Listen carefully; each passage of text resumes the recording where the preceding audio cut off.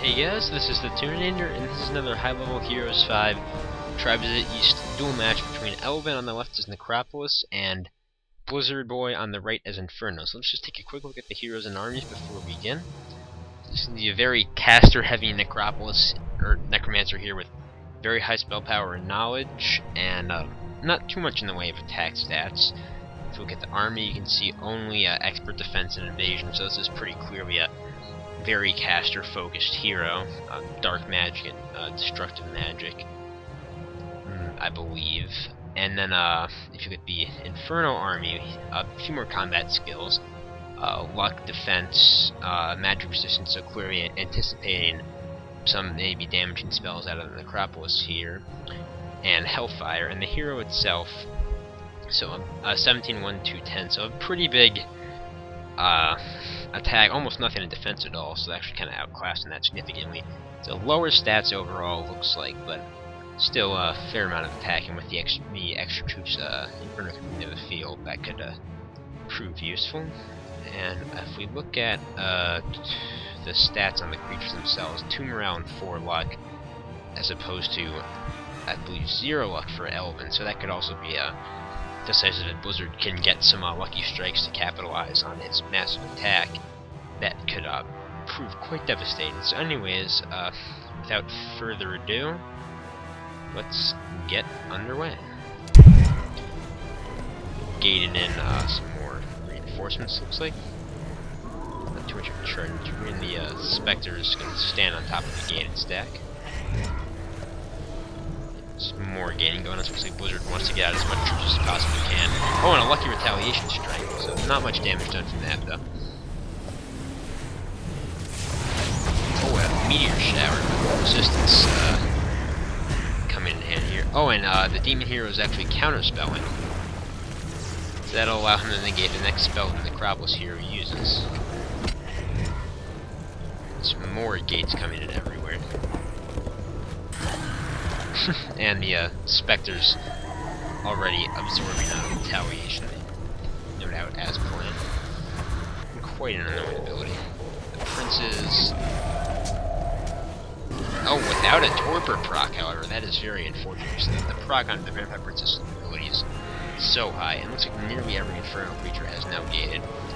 Spectral's cursing the Archdevils, which will minimize the damage they can do.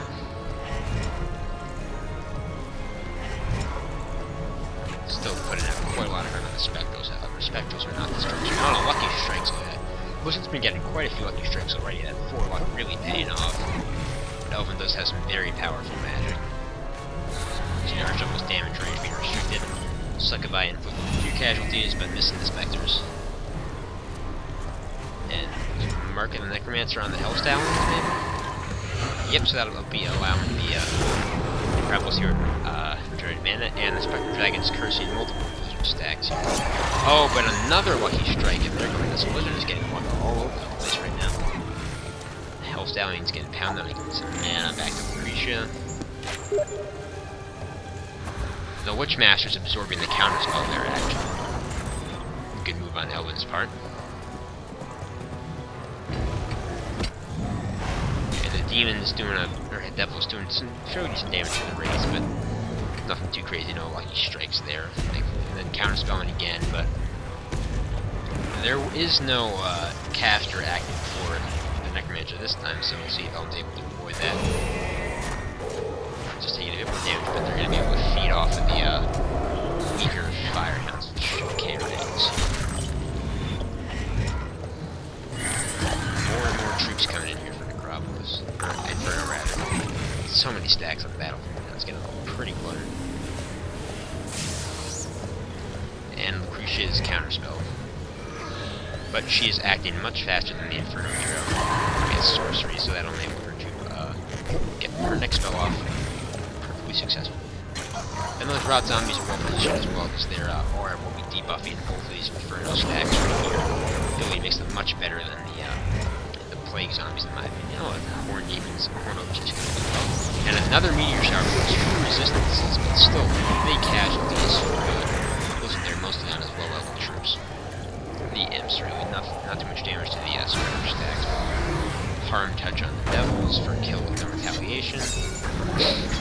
And as always, the Rapid Flush. Firehounds continue to deal damage to all three of those stacks. Oh, a Lucky Strike from the Devil, so there's some better damage on the Wraith this time. They're losing another one of the counters, so they are getting whittled down here. And that Prince stack is still quite big, and they're going to keep returning. And there goes the Torp. A very, very powerful ability with a huge proc chance. So now the Rot Zombie should be debuffing Alistar. Not much else, looks like. I don't think anything else has range. Alistar counterspelling again. And there will not be a caster active before you're able to absorb that, so will they stop Prisha's next or Elvin's next spell. Zombies is kind of getting worn down here, but they're hanging in there. Lucky Strike on the Vampires, but that's not going to do too much. And the Retaliation. Pretty much restore everything, just that big stack of Horned Demons from there, so they just make the Retaliation for those guys, and they're doing a bit more damage. No Lucky Strike there, though. And Marking Necromancer again, so it's a good move on Elvin's part because that cannot be counterspelled, so might as well use it. Any spell he's going to use is going to get stopped, so he can use that, make a counterspell wasted, and then act again faster thanks to his faster hero actions. It's a very good way to get around counterspell. The Vampires are getting slowly whittled down, still a very big stack, they'll be able to regen quite well. Harm Touch, yep, so that again lets him kill the Devil without taking retaliation.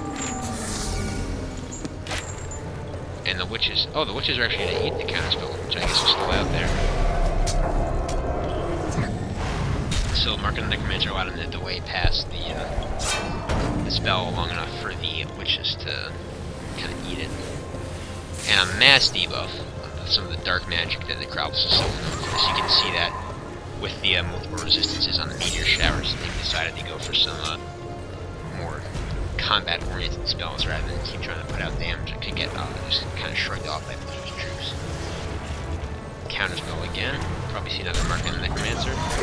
Second by continue to do some damage. They're too heavy, but they've been whittling down those Witches for most of the game. Firehounds still doing damage with their triple breath. Yep, and another Marking the Necromancer. Won't be giving them huge amounts of mana, but again, it should delay long enough for the Witches to eat the counterspell if they still have mana. Yep, so they still have plenty of mana left, and I don't know how much mana the Inferno hero still has at this point. Elvin's doing alright, he's got 56. Some of the debuff spells aren't really that mana intensive. And Alistar's actually still got quite a lot of mana left, so should be able to outlast Elvin. Or Blizzard's hero, Alistar, rather. Their Harm Touch race, just bringing those Devils down repeatedly with that. Which is getting counterspell, eating that.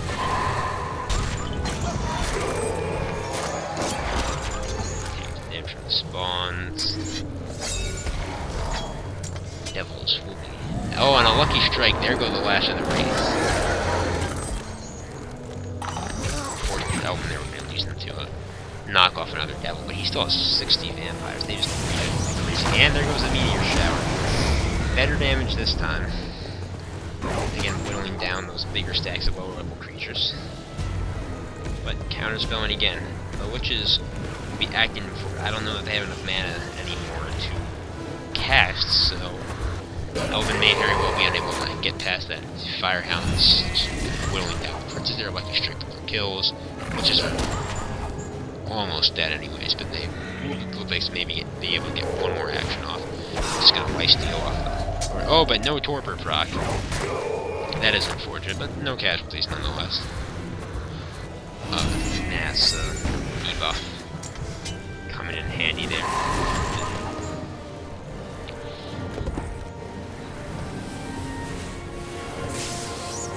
Yep, and counterspell. But she's still weak. Oh no, Alistar's mana has dropped drastically, so Blizzardboy's here, Alistar, sorry, I keep saying that. So Elvin does now have a mana advantage.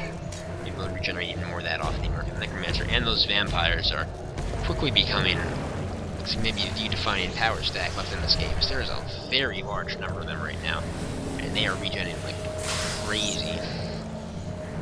Torpor, their inherent sleep streak, is also very powerful.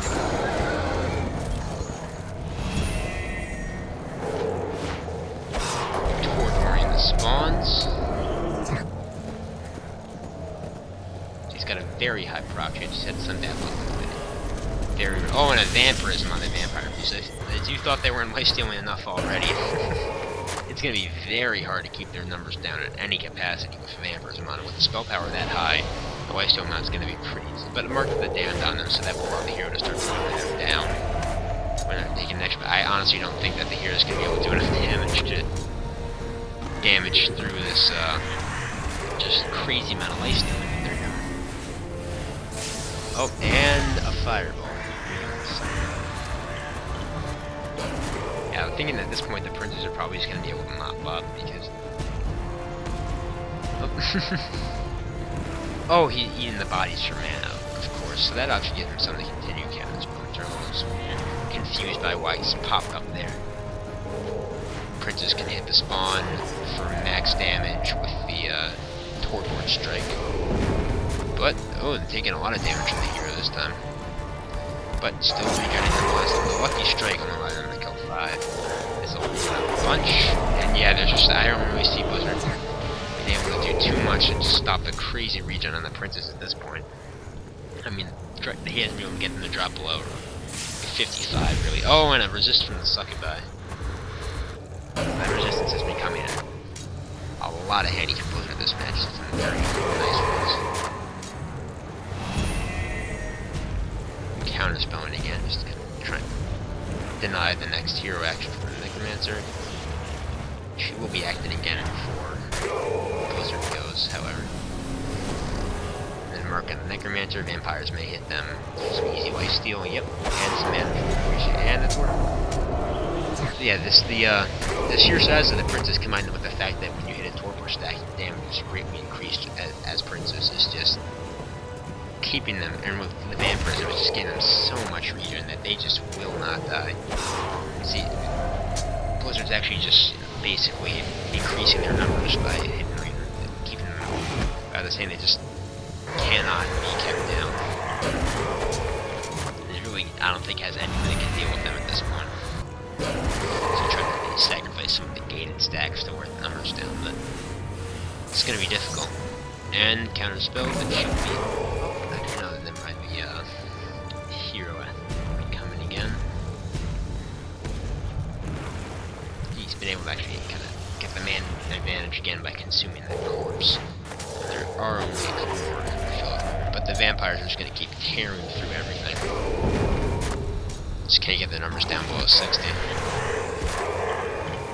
Yeah, there's realistically no way at this point he's going to get past him. And counterspelled again. Both sides are having some mana regen with Mark and the Necromancer and the Corpse Consumer. Even with Lucky Strikes, just can't do anything to those vampires. It's crazy good hero. Finally getting the fireball off of the Succubi. Those devils are dead. Oh, not quite dead actually, but Torpor. Again, it's just an absolutely insane proc chance.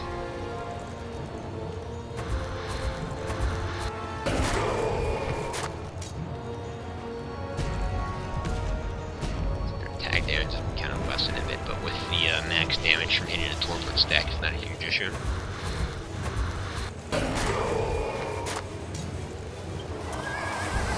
And the hero taking down the Archangels. Not sure which of these stacks left are not gated, if any.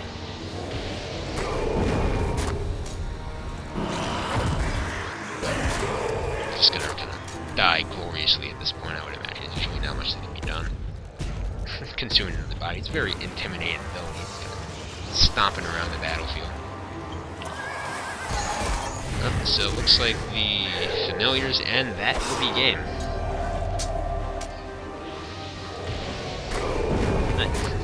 Blizzard kind of getting the last word there with the strike. So yeah, hope you guys enjoyed this. Very interesting game. You can see how Elvin kind of started out destructive and then transitioned to kind of more of a dark and supportive build, just kind of helping the vampire princes kill everything, which they did. They're very powerful, you know, when used effectively. And Blizzard put up a good fight, got tons of gated troops in there, but they simply just couldn't overcome the crazy power of the regeneration of the vampire princes there at the end of the game. So as always, hope you enjoyed. Look forward to more in the near future. This is the Tourney, and I will see you all later.